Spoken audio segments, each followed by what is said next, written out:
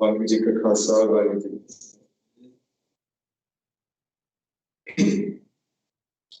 As the UK emerges from under the shadow of the COVID pandemic, we join Sikhs all over the world in global celebrations and Sikh events this month with the establishment of the Khalsa by Gurdwara Singh on Vaisakhi, and today we're celebrating the 400 years ago of the 9th Guru, Teg Bahadur Sahib. He was the Guru of the Sikhs from 1665 until his martyrdom in 1675. It gives me great pleasure to acknowledge and appreciate being joined here by so many esteemed professional institutions. Sikh Assembly is already working closely with established NGOs such as Sikh Relief, British Sikh Report, and the Nanak Sikh Police Association, amongst others. It's also very encouraging to see key representation sharing a unity of message and purpose. Sikh Assembly has been persevering diligently during the lockdown period of the global pandemic. And with Guru's goodbye, we were given the opportunity to positively engage and successfully contribute to the effective accommodation of Guru Kikalunga and Kirtan services to be recognised as worship in the context of Sikh Dharma. We look forward to continue working with our colleagues and the Sikh community to ensure concerns, opportunities, and community interest remain represented efficiently and effectively wherever necessary. Our community building initiatives, such as a Sikh Women in Britain event held earlier this year, allowed us to highlight the contributions made to British society by formidable Sikh women, like our very own chair, Bambi Kaur, Managing Director at JP Morgan Chase, Jason Kaur Narwal, the barrister serving as the Chief Crown Prosecutor for CPS, Parth Dhaliwal, Head of the Leadership Academy of Essex and Kent Police, and Mandeep Kaur, the Chaplain to the British Armed Forces, to name a few. The recent disability conference, which we held, was hosted by the Sikh Assembly Ambassador Shani Kaur of the Asian Disability Network, and this allowed us to bring together organisations and individuals for whom Sikh representation and interest is of immediate necessity. It's really inspiring to see Sikh members of the armed forces, the police, BCS, and Home Office represented here today, showing how Sikhs are represented in British society at all levels and responsible in part for the safety, security and defence of Britain. However, the feelings remain among the Sikh community that we are underrepresented and remain anonymous in terms of data and visual statistics of the society. This fear of isolation and invisibility as a community has been heightened by the Sikh experience of the census over a number of decades. However, we firmly believe positive engagement is creating positive change, and between us all gathered here today, we've created an ongoing dialogue with the ONS and the Race Disparity Unit to create the change required in areas as diverse as healthcare, education, and even hate crime. Whilst looking for more recognition and better representation, it is pertinent to remember our long-standing contribution to the world.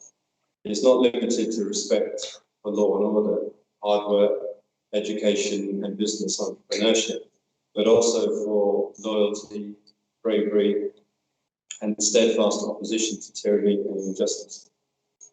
It's a tradition that is a deep foundation built on ideals of peace, respect, and equality. These characteristics, which run true in the blood of all Sikhs, are found in the actions and deeds of the Gurus themselves. Today we're celebrating the life of Guru Teg Bahadur Sahib. It's truly an epic story of bravery, devotion, selflessness, and meditation, leading ultimately to the sacrifice of his own life for the freedom of others to practice a religion that he didn't follow himself. It remains an unparalleled act of selflessness and defiance in the history of the world. The Sikh Gurus have repeatedly shown us the true path through practical action. Guru Teg Bahadur Sahib was often depicted excuse me, in saintly meditative poses, but he was also fearless and skilled warrior. His childhood name, Gurdwara, which is master of unattachment, was changed to Teg Bahadur, which literally translates to mighty of the sword, by his father, Guru Hargobind Sahib, after showing extraordinary valor in the battle of Darbar against the Mughals. Known for his deep spiritual temperament and a learned poet and scholar, 115 hymns are attributed to Guru Teg Bahadur Sahib and Sri Guru Granth Sahib.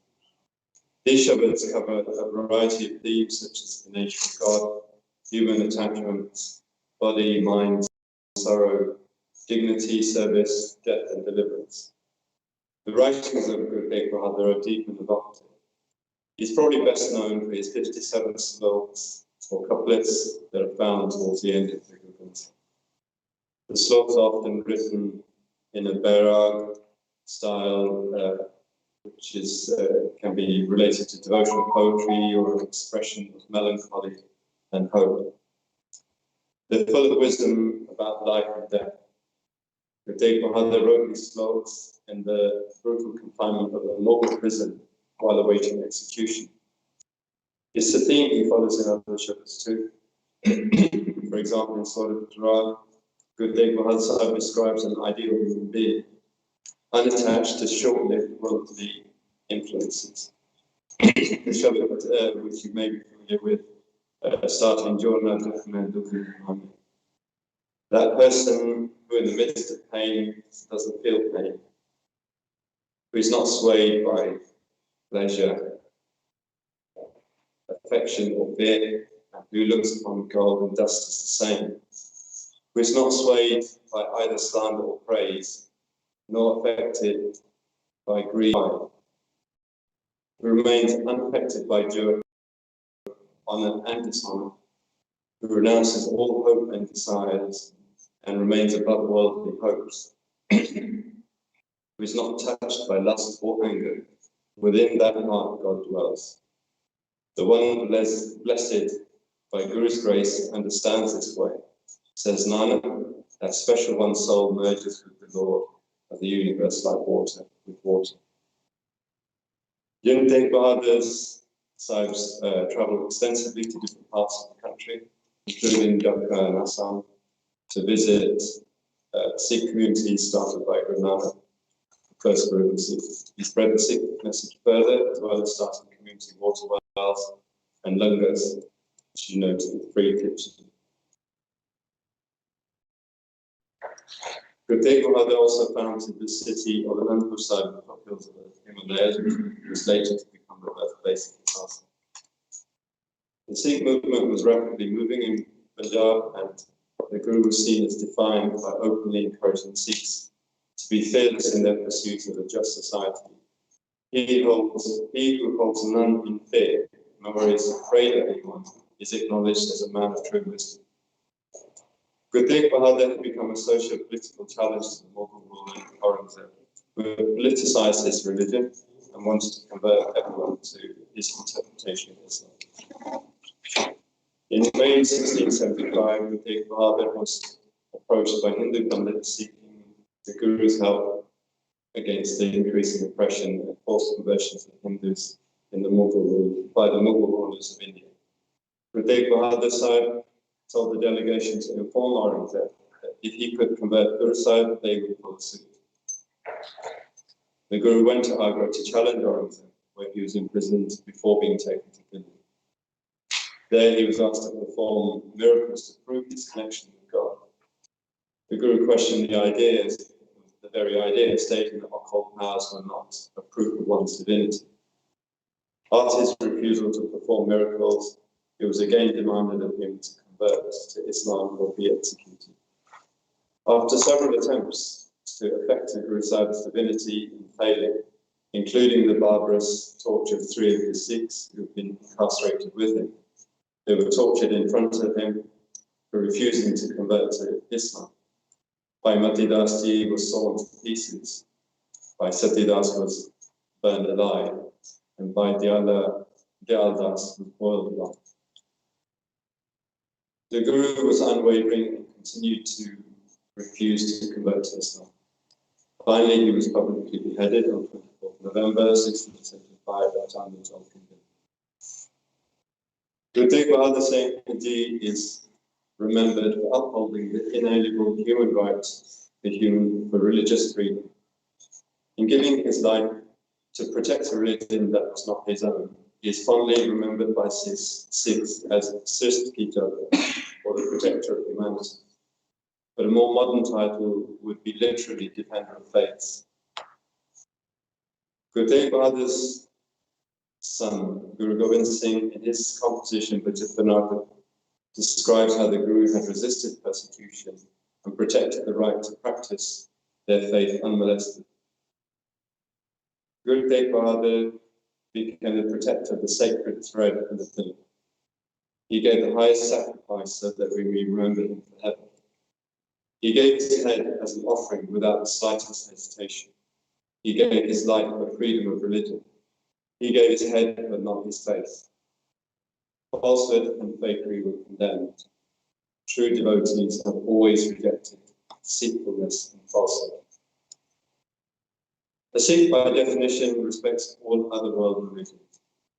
The Gurdwara Sahib states, one who recognizes that all spiritual paths lead to the one shall be emancipated. Sikhs are dedicated to the principle of persons created equal, with no regard to their race, gender, religion, or creed. This is practiced every day in Sikh Gurdwaras by their commitment to welcoming and serving individuals from all religions, culture, and ethnic background. The daily Sikh prayer concludes a call for Tere Bane Sabab Tapara, for the good of all mankind, in accordance with the divine law. Once again, we'd like to share best wishes on the celebration of the Teg Bahadur's birth with the son. Why?